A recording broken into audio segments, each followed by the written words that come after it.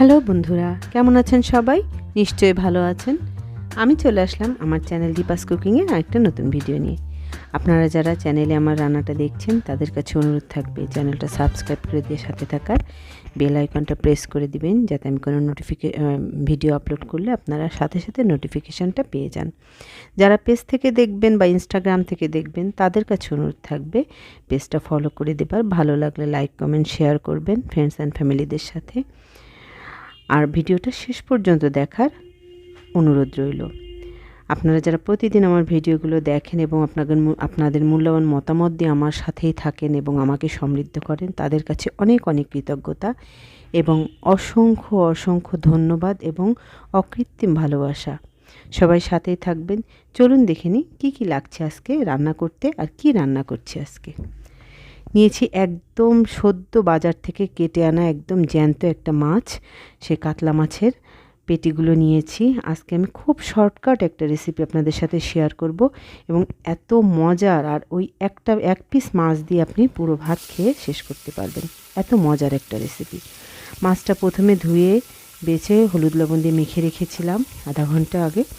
সেটা এবার সরিষার তেল গরম করে মাছটা সুন্দর করে ভেজে নেব। মাছটা হাই ফ্লেমে ভাজবো এবং উপরটা একটু ভাজা হবে কিন্তু ভেতরটা একদম মোলায়েম থাকবে, সেভাবে ভেজে নিতে হবে। এবং জ্যান্ত মাছের একটা কি বলবো, একটা ঝামেলা হচ্ছে, এটা তেলে দেওয়ার সাথে সাথে মাছটা কুঁকড়ে যায়, আমরা সবাই জানি এটা। আর এত অভিমান হয়েছে মাছের যে সেটাকে আমার সোজা করতে অনেক সময় কেটে গেছে। দেখুন, দেখলেই বুঝতে পারবেন কিভাবে তারা অভিমান করে আছে, সোজা হবেই না তারা। এই মাছটা যদি আমি তেলে দেওয়ার সাথে সাথে একটু নেড়ে চেড়ে আদর করে উল্টে দিতাম, তাহলে কিন্তু ওরা এভাবে কুঁকড়ে যেত না। সেটাই তাদের অভিমান হয়েছে, আগে কেন নেড়ে দিইনি। যাই হোক, আমার একটু ভুলের জন্য এখন তাদের এত তোষামত করতে হচ্ছে। এভাবেই কষ্ট করে মাছটা এপিট করে ভেজে নিলাম। মিডিয়াম হাই ফ্লেমে ভেজেছি। মাছটা উপর থেকে ভাজা হবে কিন্তু ভেতরটা একদম নরম থাকবে। এই জিনিসটা এই মাছের ক্ষেত্রে অবশ্যই খেয়াল করতে হবে যে মাছটা বেশি ভাজা না হয়ে যায়।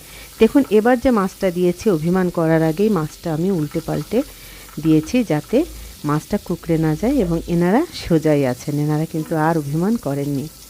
এটা একটা খুব গুরুত্বপূর্ণ একটা টিপস। জ্যান্ত মাছ ভাজার সময় তেলে দিয়ে সাথে সাথে একটু উল্টে পাল্টে দিলে মাছটা ওভাবে কুঁকড়ে যায় না। যাই হোক, মাছটা ভাজা হয়ে গেছে, কয়েকটা কাঁচামরিচ কেটে দিয়েছি, আর দিয়ে দিলাম সরিষা, জিরা আর কাঁচা মরিচ একসাথে বেটে নেওয়া 4 টেবিল চামচ পরিমাণ জলে গুলে ওটা দিয়ে দিয়েছি পরিমাণ মতন লবণ আর হলুদ। এইসব সরিষার রান্নায় খুব একটা হলুদ লাগে না, পরিমাণ মতো দিলেই হয়। দিয়ে দিলাম আরেক বাটি জল। দেখুন, মাছের অনুপাতে জলটা দেবেন, গা মাখা ঝোলটা থাকবে। এবং হাই ফ্লেমে ঝোলটা ফুটে ওঠার পরে একটু ফ্লেমটা লো করে মাছটার ভেতরে যাতে ঝাল মশলাটা বসে সেভাবে রান্নাটা করে নিলেই এনাফ। আর কিচ্ছু না, আর কোনো এক্সট্রা মশলাপাতি কিচ্ছু না। বাটনাটা হয়তো খেয়াল করেছেন কি না, সরিষা, জিরা, কাঁচামরিচ, হলুদ আর লবণ দিয়ে একসাথে মিক্সিতে পিষে নিয়েছি। আর মিক্সিতে সরিষাটা পিষলে অসম্ভব সুন্দর ঝাঁঝ বেরোয় এবং ফ্লেভারটা অটুট থাকে। শিলে বাটলে অনেক সময় অনেক টাইম লেগে যায় বাটতে, সর্ষের ঝাঁঝটা কমে যায়, কিন্তু মিক্সিতে পিষলে ঝাঁঝটা একদম বজায় থাকে, টেস্টটা অসম্ভব ভালো হয়। আমি রান্নাটা সরিষার তেলেই করেছি, আর বেশ খানিকটা তেল দিয়েছি বলে পরে আর কাঁচা তেলটা আমি দিইনি। দেখেন, আমার রান্নাটা কিন্তু অলমোস্ট হয়ে গেছে, কিভাবে ফুটছে দেখেন, এবং এরকম গা মাখা ঝোলটাই থাকবে। এবার আমি সার্ভ করে নেব। নামানোর পরে যখন ঠান্ডা হবে এর তেলটা উঠে আসবে এবং ঝোলটা আরেকটু শুকিয়ে যাবে। মাছটা খেতে অসম্ভব সুন্দর হয়েছিল। আপনারা এভাবে ট্রাই করবেন, কার কেমন লাগলো জানাবেন। আপনারা টাটকা মাছ কীভাবে রান্না করেন সেটা আমার সাথে শেয়ার করবেন। আর হ্যাঁ, এই মাছটা ফ্রিজে রাখার পরে কিন্তু ঠিক এই রকম স্বাদটা পাবেন না। এজন্য এই মাছটা বাজার থেকে আনার পরেই টাটকা রান্না করে ফেলবেন। ভীষণ মজার একটা রেসিপি, আমরা তো খুবই পছন্দ করি। আপনারাও ট্রাই করবেন। ভালো লাগলে লাইক কমেন্ট শেয়ার করবেন।